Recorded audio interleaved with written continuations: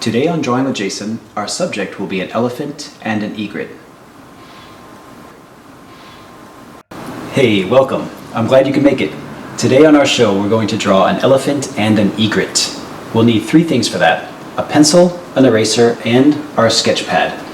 I have a cup of coffee to keep me company. You might want to grab a drink. Let's get ready.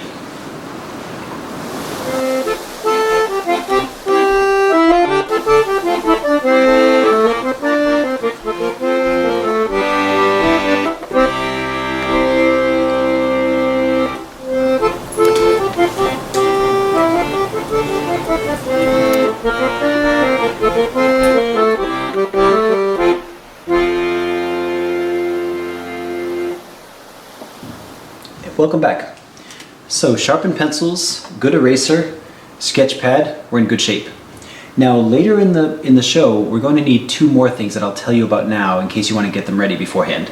This is a little piece of scratch paper that I've got taped to the side of my drawing board. You could do it like I'm doing it, or you could have another little drawing pad open next to you on your table. But basically you just need some small piece of paper that's not a part of your drawing that's nearby. Okay. The other thing we'll need later are two pieces of paper towel or toilet paper or soft cloth. That's it.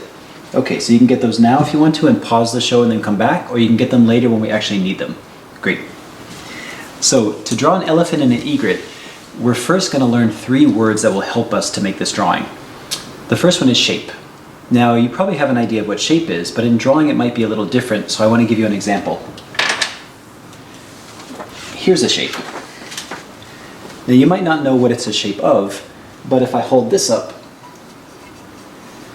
oh yeah, so this here is a shape of this shell, of course. Now the shell is a three-dimensional form. A shape is a two-dimensional representation of a three-dimensional event. So representation is a really interesting word. It means to represent, so you're literally showing something again. So a shape is a way that we make something three-dimensional into a two-dimensional representation. Okay, so that's the first word, shape. The second word is texture. Now, texture is usually something we associate with our sense of touch. So it could be rough or smooth, like dry and gritty, or wet and spongy. These are textures. You can also get texture in a drawing based on how you use the material. So you can put pencil or ink or paint down in a way that feels rough or smooth, even wet or dry, shiny or dull. So all of these qualities of texture can find their way into our drawing, and we'll be getting into that later too. So shape and texture. The third word is value. Now, value is the lightness or darkness of anything that we're looking at. So imagine an apple. We could say that apple is red. True. But also, that apple has a lightness or darkness to it that isn't its redness. So for instance, if you took a black and white photograph of that apple, you would no longer see the red, but you would see something. And what you would see is this shape of darkness, however dark it was. So darkness or value is the lightness or darkness of anything that we're looking at. So that's an important one to remember. So shape, texture, and value. Okay, we're ready.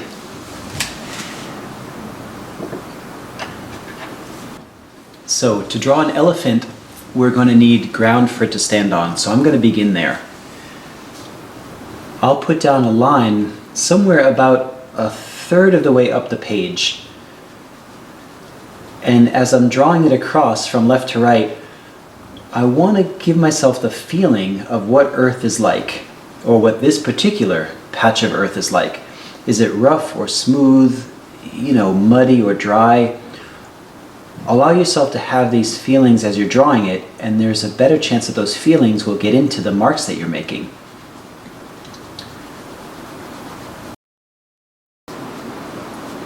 Okay, so there's my line for the Earth. It sort of swells a little bit in the middle and goes down. So I want it to be a little bit more level going all the way across. If you've drawn with me before, you know that erasing is a big part of how I draw, and maybe how you draw too. It's something that helps you really get closer to the thing that you want. And it's not easy to get it the first time. You almost never do. So you want to keep trying for it until you find that line or that shape that you're like, oh yeah, that's the one. So this whole bottom portion now, this rectangular shape, is all devoted to earth. And this larger rectangular shape on the top is devoted to sky and background and also to the elephant. So as I'm drawing the first shape, I'm imagining the elephant's whole body, like not including its legs or its head, but just the whole torso from the backside up to the shoulders and like what that's like. So I'm not going to be so concerned with something looking exactly like what it's a picture of. Like this looks exactly like an elephant or something like that. I want that to be a part of it. I want it to look like an elephant for sure. But I also want to make shapes that feel like an elephant's shapes, you know, that feel weighted and weathered. Basically, drawing is some combination of how a thing looks and how a thing feels. So if you can include both of those, you're going to make some really good drawings.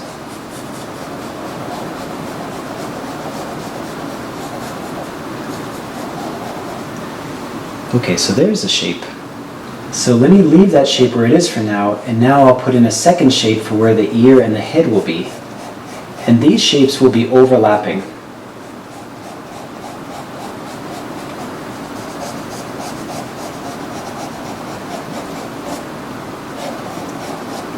That feels kind of elephant-like. I like the curve of the forehead here and how it slopes down to where the trunk will be.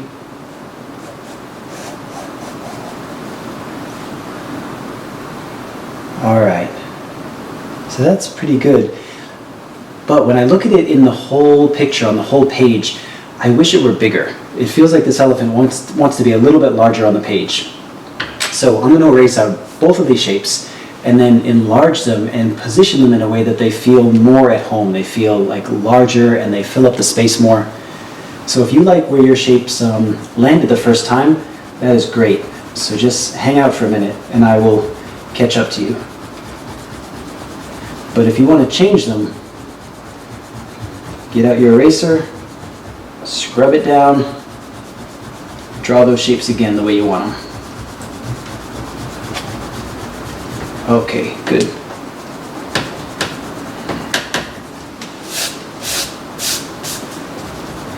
And what's helpful too is when you erase things out, like you can see here, you leave behind these traces, like these ghosts of the old drawing, the old shapes, and those traces are really good guides because it says basically, this is what I'm like, just make me a little bit bigger or a little bit more to the right.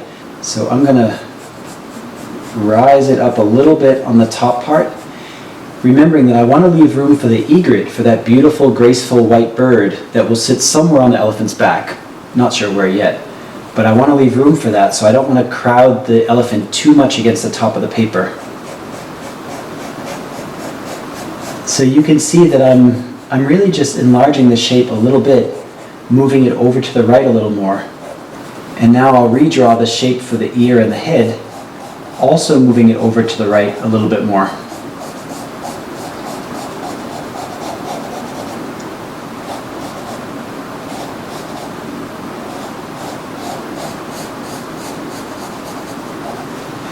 So the eraser is really helpful to have right on hand because you can just continuously make adjustments until your shapes feel really good.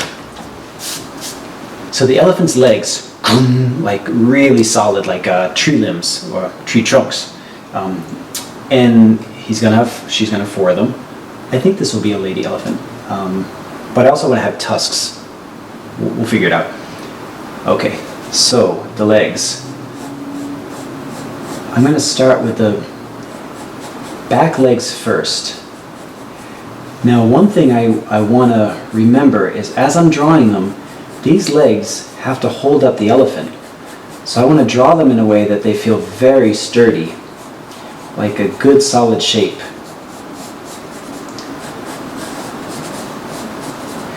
And don't worry right now about the line of the earth that goes through the elephant's legs, or these lines that show through. We'll be able to erase all those things later as we go, but for now, just place in these shapes for the legs, and then you'll get a sense for how they feel together. All right, and then the front leg you know, it's still the back side of the elephant, but the leg that's in the front might come down like that.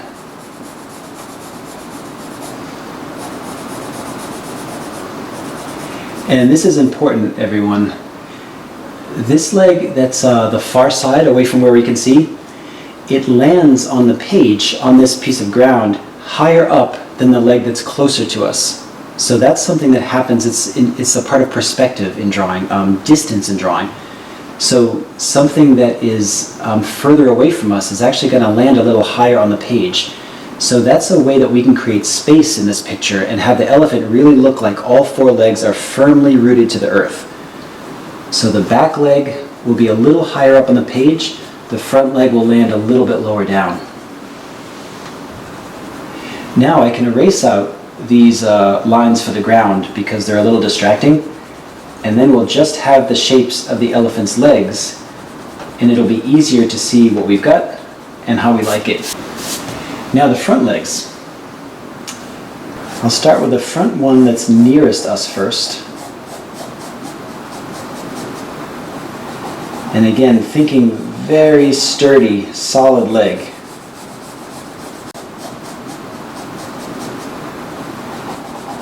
And I like how flat their feet are on the bottom. And then the front leg on the far side, I'm going to place a little further out.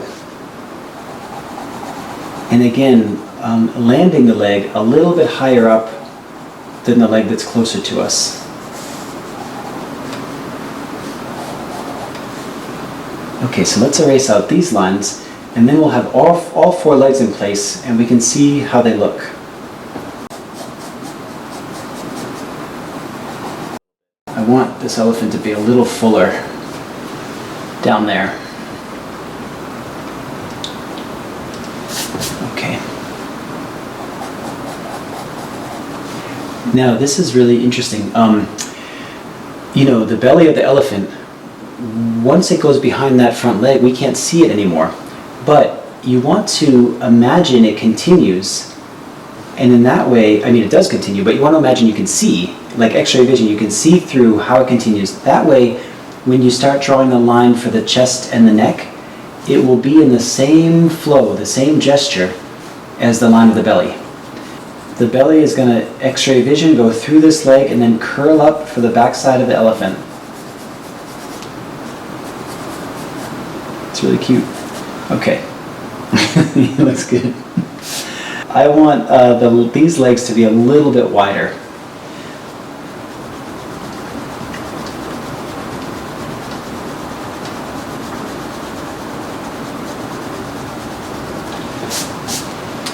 So the front leg that's nearest to us, I'm just going to extend it out to the right a little bit. And I've got the trace of the previous drawing of the leg there as a guide. And then same thing for the other front leg. Just make them a little wider and sturdier. I know that the backside and the hip go up a little higher, and then there's a slight dip down the spine, and then it rises again on the shoulder as it flows into the head. Alright, so now I think we're in a good position to drop the trunk down.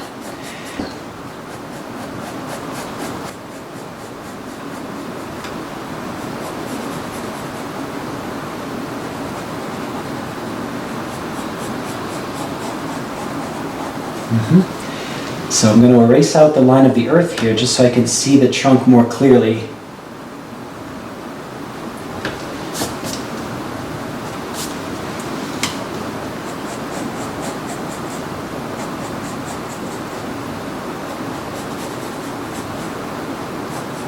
All right, let's take a look.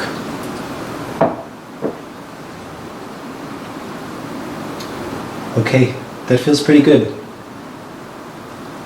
One thing that's really really nice in a drawing is to look at the shapes in between the things that you're drawing. We call these negative shapes.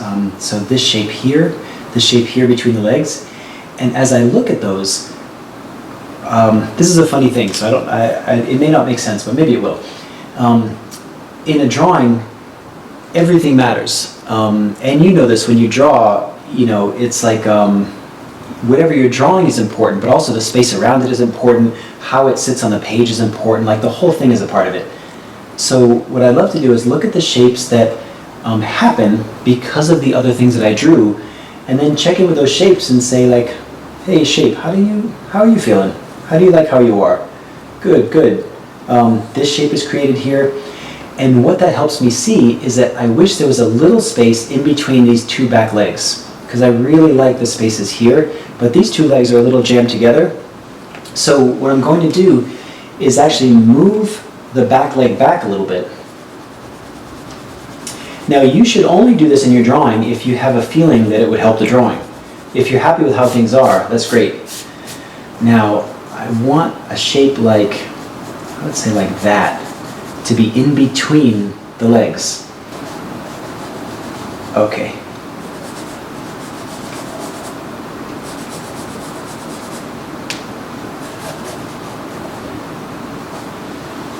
Okay.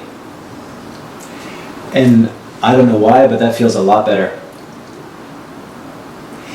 And it gives a sense of movement, like the elephant's walking forward a little bit more than it was before. Great, so we've got one more part to add to this elephant, which is the tail.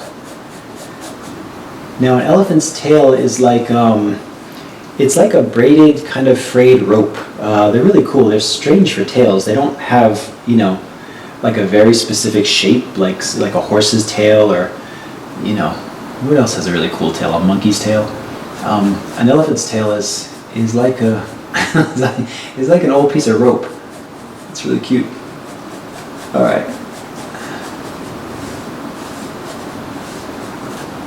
So one thing that I definitely want to include is a tusk. So I guess a tusk would make this a male elephant,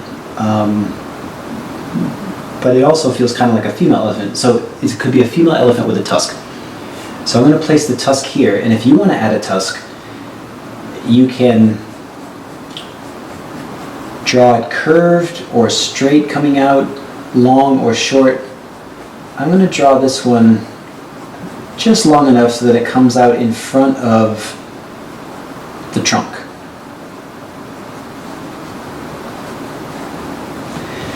And then I can erase that little bit of trunk that's inside of the tusk and erase that little line. Now the tusk is held in by this, it's almost like a sleeve. It's like if this is the tusk coming out, there's a part here like gums of the teeth, that hold it in. There's a part of the elephant's cheek and face that wraps around the base of the tusk and holds it tight. So I want you to, so let's say the jawline comes down, and then that just curls right around, and we want to get the sense that that part of the elephant's cheek just comes down and wraps around the tusk, but we can't see the back side of it. But basically, it's the tusk goes into it and is held firmly.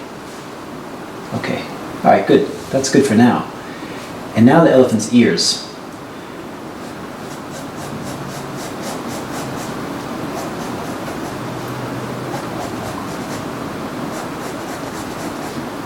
So we're starting with a simple shape.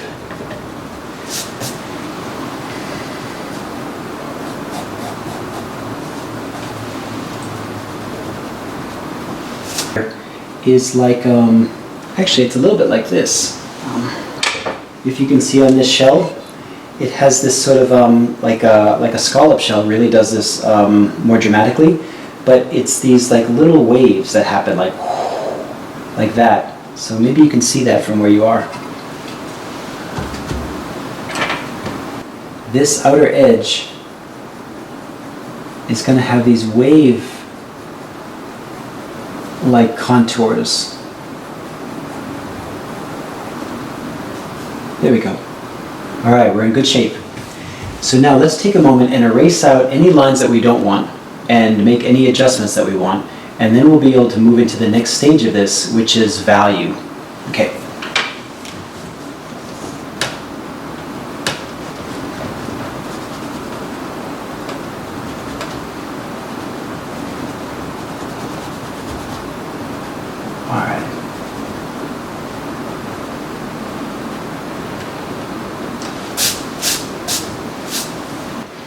Now in a picture we can create a beautiful sense of light, but to do that we need to have lights and darks throughout the picture. We take the side of the pencil and we're basically putting a lot of graphite very darkly down on that paper. And I would cover the whole thing with it. Up and down, side to side. We're trying to get a lot of material onto this piece of scratch paper.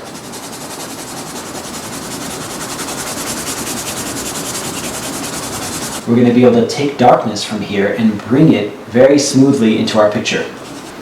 Okay, so the next thing we want to do is get a piece of paper towel or toilet paper or tissue or a little square of soft cloth, something like that. Because what we want to do is make a new tool for drawing. So this one, we're going to make two of them. This one I'm going to coil up so that it's like an ice cream cone. So it has a point. So right now what I've got is something like this, where I can do fine detail work. That's number one. The second one, I want to have a wider application surface. So you can sort of squish it into like a pouch and have a flat side of it, like that. Great. So watch this. Take your wide one and you just rub it on that, and then very gently just start rubbing over the whole top half of this picture from the ground line up. That includes the sky, the background, and the elephant. Now don't worry about your lines getting blurry. We can always redraw them more firmly afterward. But for now, you can think of this like atmosphere, like it's fog rolling in. We just want this to very softly move through the whole top part of the picture.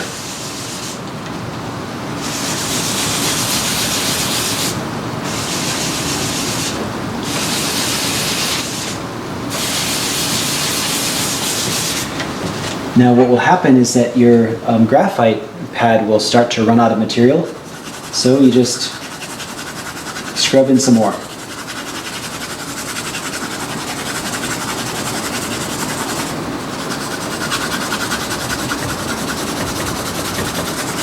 Now you could imagine if we tried to shade in all of these very light gray tones with a pencil, we would leave a million little scratch marks, which might be great for some parts like the elephant, but for an open sky it's not so great. So this is another way to bring value, meaning darkness, into a picture without leaving a trace of a lot of pencil marks. Okay.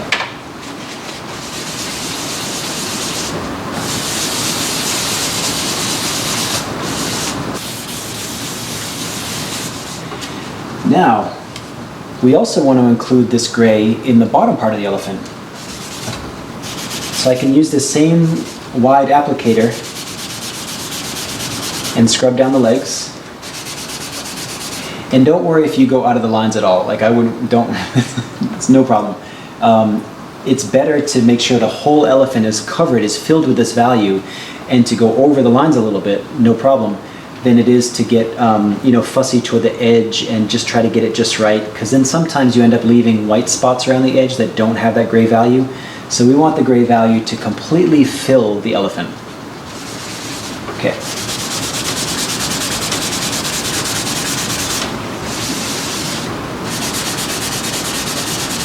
All right, great.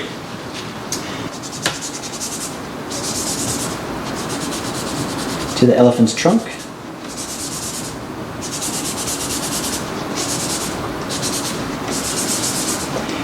And near the elephant's tusk, up along the elephant's head,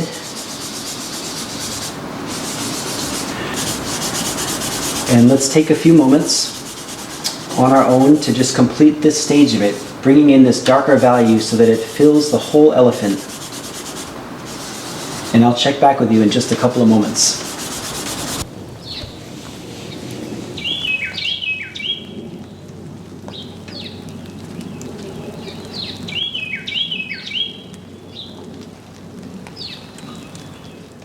So we have really three different values. We have the light of the ground, we have the middle tone, the middle value of the back, and we have the dark of the elephant.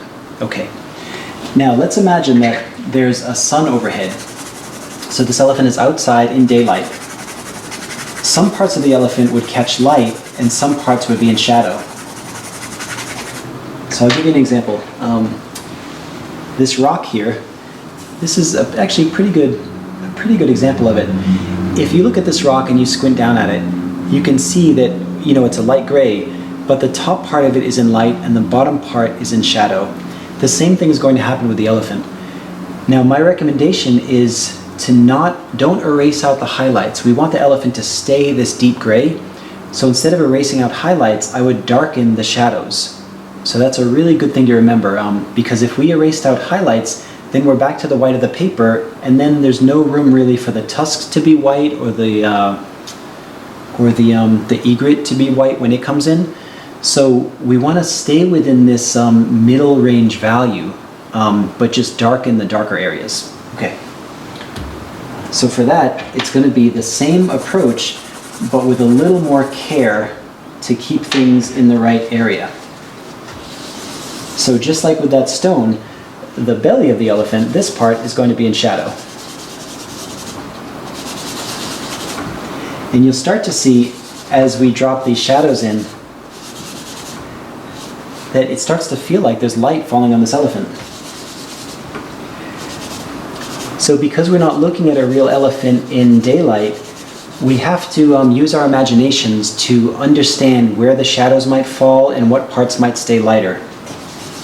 So it makes good sense that under the belly and under the backside and under the neck would be in shadow.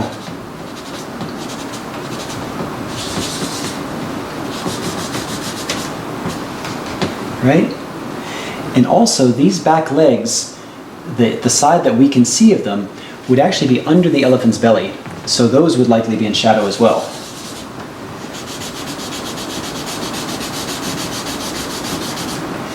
And that will help distinguish them from the front legs. Value is really amazing. You know, once you start putting in these secondary dark colors, secondary dark values, the whole thing starts to wake up and you start to feel light and shadow and very full forms. Now, I imagine there would also be a shadow, underneath the elephant's ear and on the bottom side of the cheek and the jaw.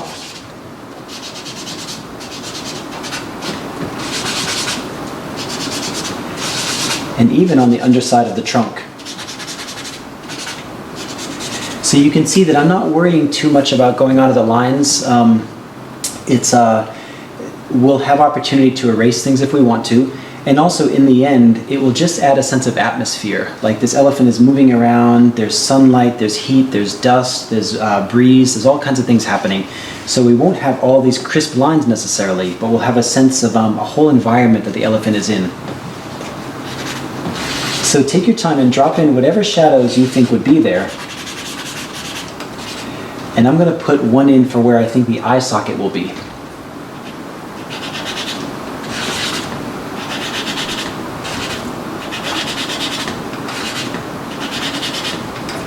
That's really neat. Okay, good.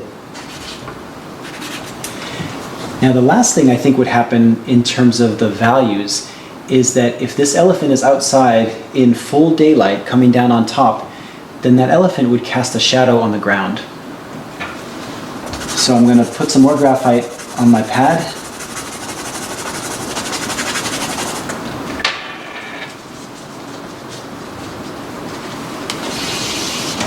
And then bring a shadow right underneath this elephant. Like so.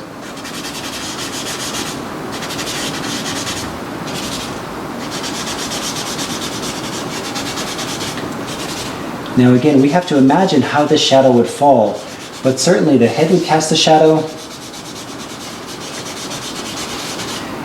and even the trunk would cast a bit of a shadow.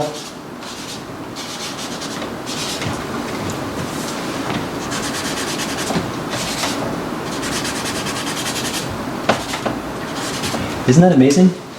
So suddenly there's a lot of light on the ground, and the shadow is helping that light to wake up in the picture.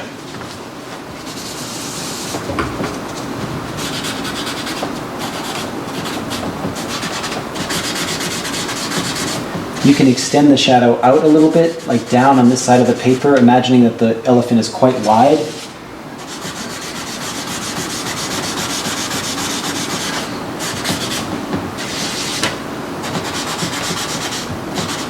And I'm really going right over the lines. I'm not concerned about blurriness right now. I really just want these values to flow and to meet each other and to start to create light. Okay, that feels great. I think it's a good time to get in and clarify some of the contours that got very blurry. Now, if we keep in mind that the sun is overhead, it makes sense that the contours that were on the shadow side would be a little darker than the contours that would be on the top side catching light. So what I might do is just leave the top contours as they are, but anywhere that there's a line on the underside of a form, like the underside of the belly here, I'm going to make that a little darker. I'm going to make the wave lines under the ear a little darker than they would be on top.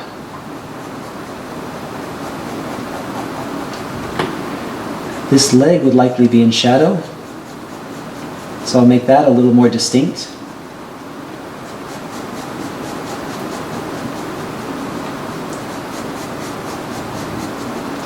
Underside of the jaw would be darker.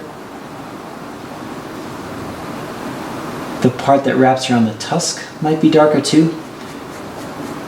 And underneath the trunk would be darker than on top of the trunk.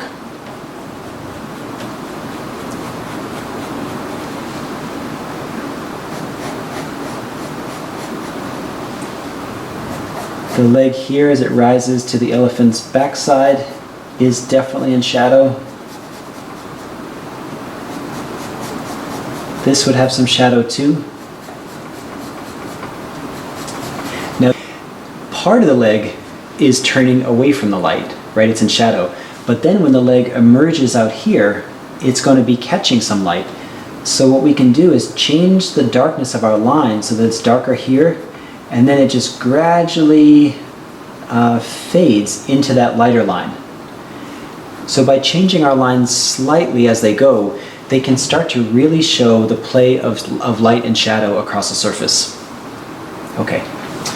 And there's one thing too that's going to be really helpful in bringing light into this elephant. The elephant's ear, remember it's that fan-like shape, and we drew these little wavy lines, underneath the elephant's ear.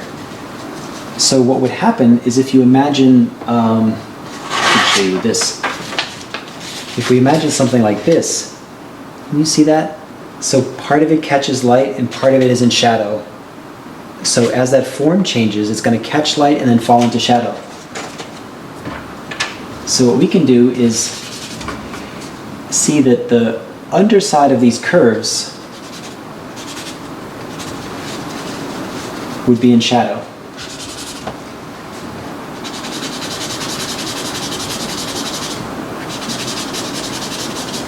You see that? So there'd be another one here. Now what's amazing is we're not erasing anything. We're not erasing out any highlights, but watch as I drop in these shadows. The light gray here will actually appear lighter because it has darker neighbors.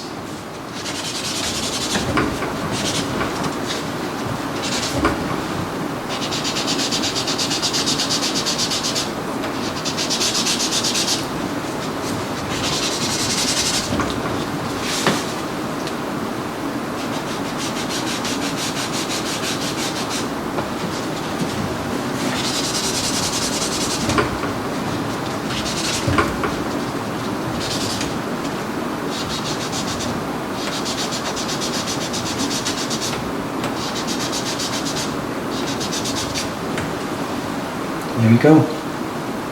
Okay, great.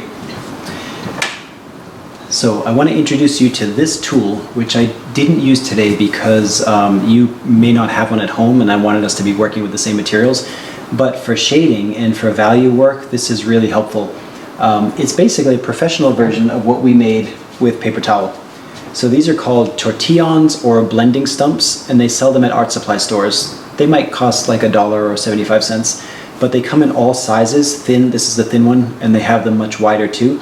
But you can use them to put in much finer detail because they have a stronger tip and they're easier to control. So if you like working with value like this, you can go to the art supply store and get a couple of these in different sizes and it'll help you out a bunch. Okay. Now we've got our contour and we've got our values established. I want to bring in one detail into the elephant, or no, actually a couple of details. The eye and then the feet, the toes.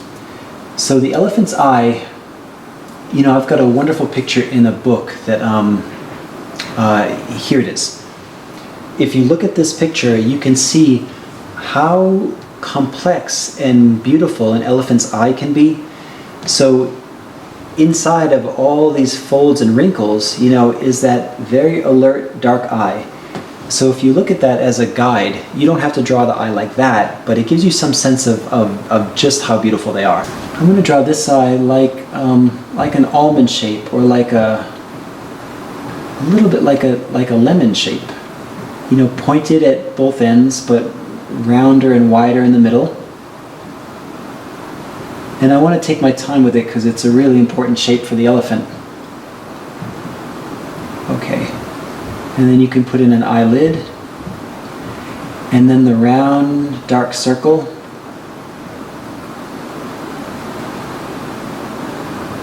And there may be just a little highlight at the top. And then all around that can get quite dark.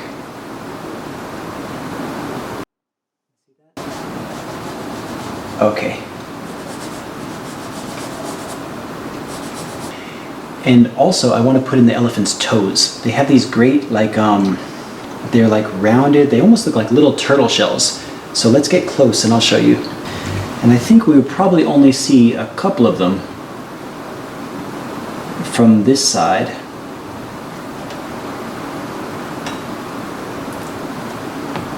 And here.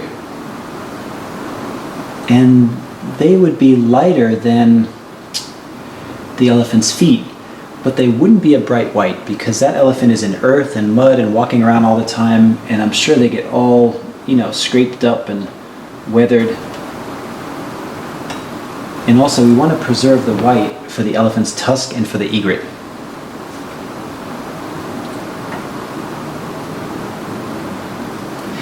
So what we can do to make the elephant's toes feel brighter without erasing them out to white, we can very carefully with our pencil just shade in the bottom part of the feet a little darker. And that will help those toes appear a little lighter.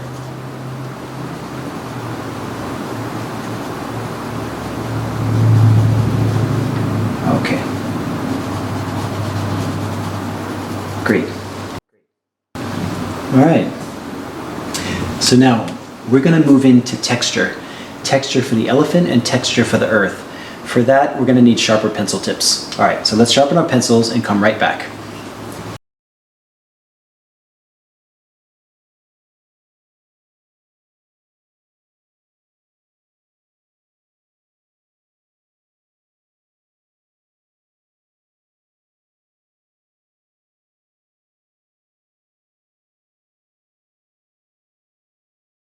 Okay, good.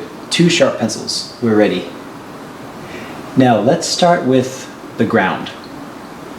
You can decide what kind of ground your elephant is on. It can be like very rough with rocks and speckles and branches and twigs and mud and things like that. Or it can be all grasses, you know, coming up with little, you know, darker patches. So one of the things that's great when we talk about texture is you don't have to draw everything exactly how it would look, but you can kind of draw the feeling of it. So for example, I'm drawing this ground and I'm imagining there's, you know, like old dried grass and trampled down bits and little speckles and pebbles and things. There's maybe cloudier patches of dirt or mud. So what I'm doing really is I'm drawing the feeling of Earth. Not necessarily all the specific objects of Earth, but the feeling of it all together. Maybe there's little tufts of grass that stand up straight. There could be a flower with leaves.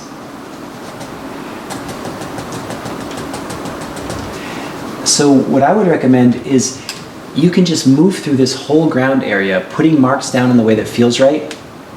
If you want to be more detailed about it and precise and careful, that's great too. It'll just take you a little bit more time probably. So I'm going to move through this and start to introduce some grassy-like textures and little dots of stones or pebbles or sand, earth. And I'm also going to let some of my texture come right up and meet the elephant's feet, because this elephant is right up in it. You know, the elephant is not separate from the environment, it's right in the environment. So of course it would be squishing down some of the earth and bending some of it, breaking off little bits, slogging through some areas. And what's really interesting too is when the textures go underneath the elephant in the shadow, it feels that those textures, grasses and stones and pebbles, are also in shadow now. So that value we put down initially is really helpful. Okay, so let's take a few moments on our own and just work in this ground, making whatever shapes and patterns and textures that you want to represent the earth for your elephant. And we'll come back together in a few moments.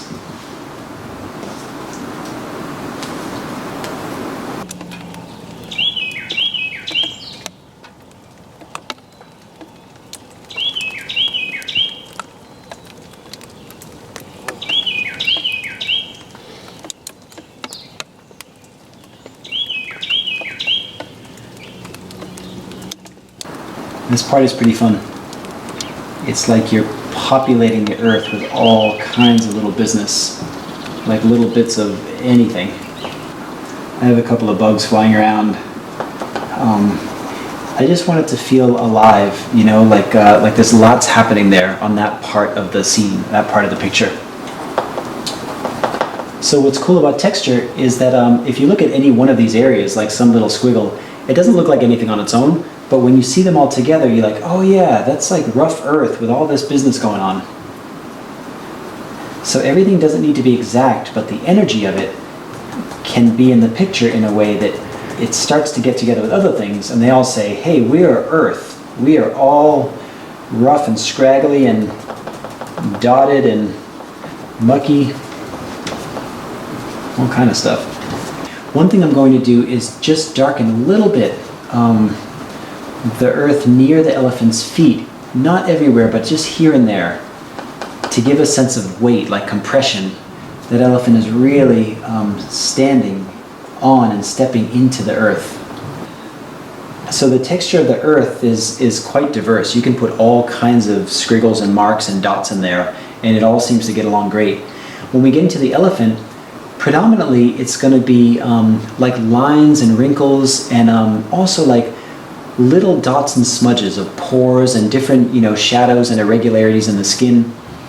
So as we draw, now again, you probably want a good sharp tip for this. As we draw, imagine how the wrinkles would fall over these forms. So if I'm starting from the back here, it might be that the lines just sort of flow down. And I'm trying to have a very light touch on my pencil, like I'm not bearing down too hard on it. Also interesting, elephants' ears don't have a lot of wrinkles. So I'm going to keep my elephant ear clear of some of these bigger wrinkles. And to be sure that when the wrinkles of the body come up, they go right up to the elephant's ear, so it seems like they're going underneath it to continue on the body.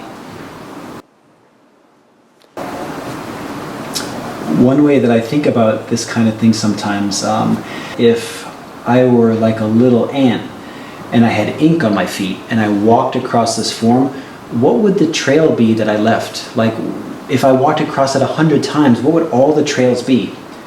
So in that way you think, well, I'm walking down here and I'm leaving a trace like this, and then I walked up and I left a trace like that, and this line overlapped and flowed down. So you can experiment. You can make lines that are very different from mine and see how they feel on your elephant. Now when it gets down here, I want to imagine that my lines, the wrinkles, are wrapping like underneath the elephant's belly.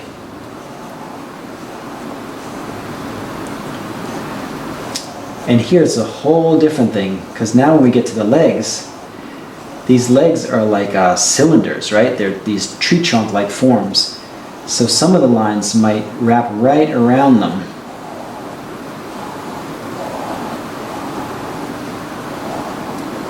And what's so great is we have that darker gray value back there doing so much of the work of describing this elephant. We don't even have to worry about that anymore. We can just have fun placing in the texture of these wrinkles.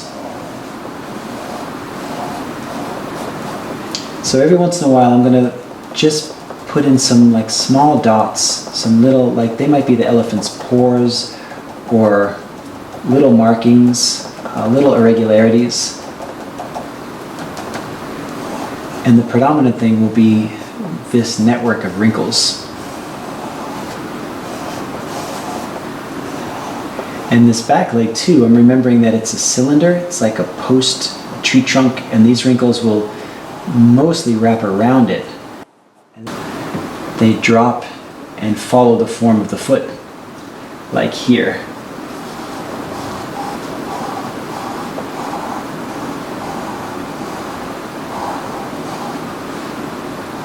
It's really cool.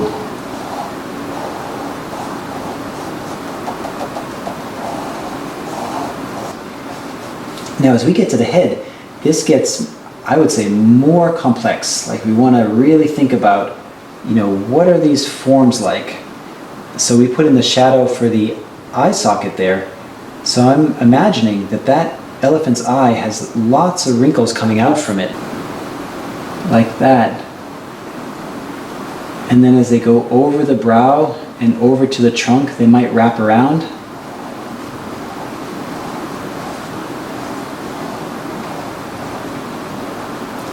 Maybe the wrinkles would just slightly move onto the ear, but not all the way onto it. And this is important. That part of the elephant's cheek that's holding the tusk, that might have wrinkles that wrap around it, like so. And that will help show that three-dimensional form.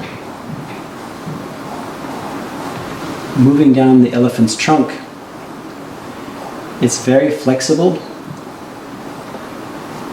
And it likely has a lot of wrinkles really up close to each other that sort of wrap around it.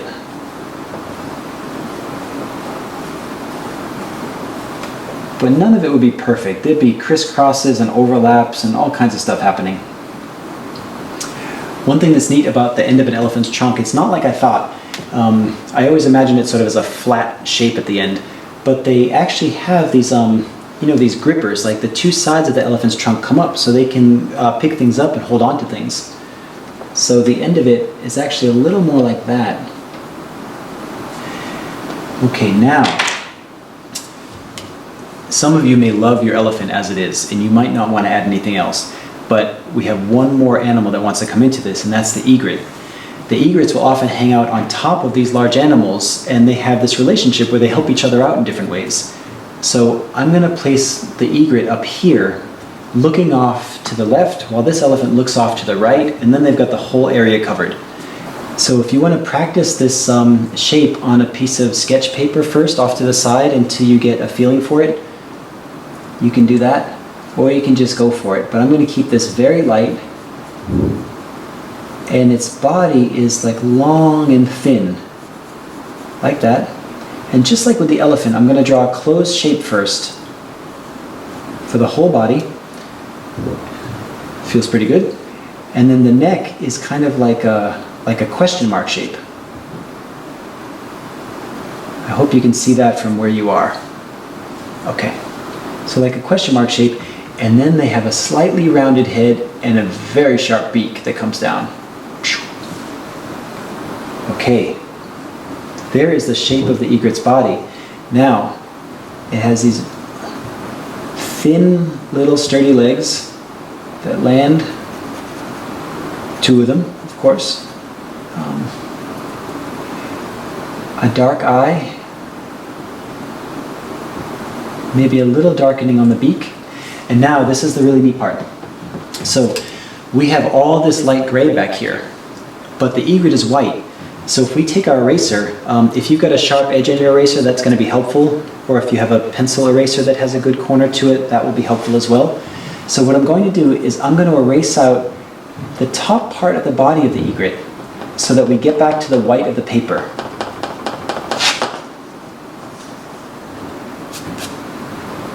And I'm carefully going to erase out the neck and part of the head of the egret.